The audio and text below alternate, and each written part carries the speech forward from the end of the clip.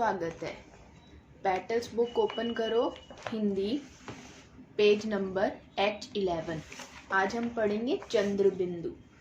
जैसे हमने पहले पढ़ा है अनुस्वार। अनुस्वार में ये सिर्फ एक बिंदी आती है, इसकी आवाज़ नाक से आती है। अनुस्वार, इसकी आवाज़ नाक से आती है।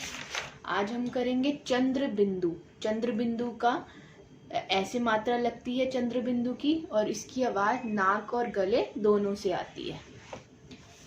जैसे देखिए चित्र, देखिए शब्द, पढ़िए।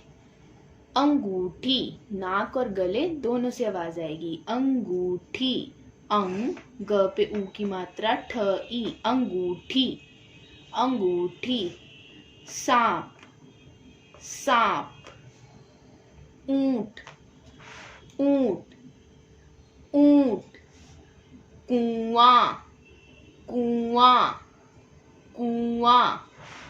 बांसुरी, बांसुरी, बां, आ, नाक और गले दोनों से आवाज आएगी इस चंद्र बिंदु की। बांसुरी। अंगूठी, सांप, ऊंट, कुआं, बांसुरी। एक कदम आगे। मैंने, मैंने गांव, गांव में एक हाथी देखा। मैंने गांव में, ग और आ की मात्रा, उसके ऊपर चंद्र बिंदु। गांव में एक हाथी देखा। उसका मुंह, म पे ऊ की मात्रा, चंद्र बिंदु, मुंह बहुत बहुत बड़ा था। उसका मुंह बहुत बड़ा था। उसकी एक लंबी, अब यहाँ पे छोटी आवाज है, नाक से आएगी, लंबी, लंबी सूंड, सूंड थी।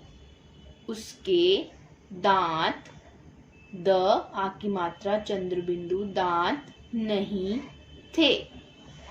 वह अपने पंखे, पंखे जैसे कानों, क पे आ की मात्रा, न ओ की मात्रा, कानों से हवा कर रहा था।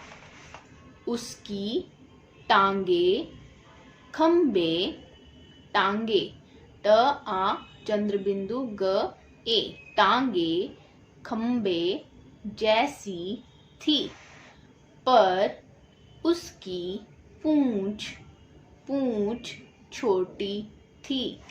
मैंने उसे खाने के लिए आंवला, आंवला, आ की मात्रा, चंद्र बिंदु, व ल आ की मात्रा, आंवला दिया।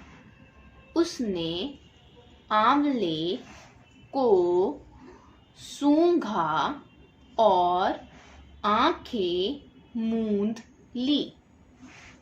फिर आंखें मूंद ली में आंखें बंद कर ली।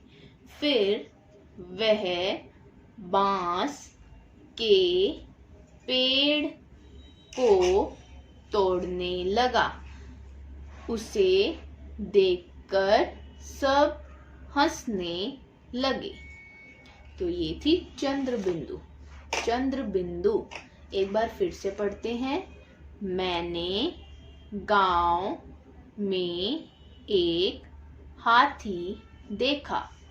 उसका मुंह बहुत बड़ा था। उसकी एक लंबी सूंड थी। उसके दांत नहीं थे।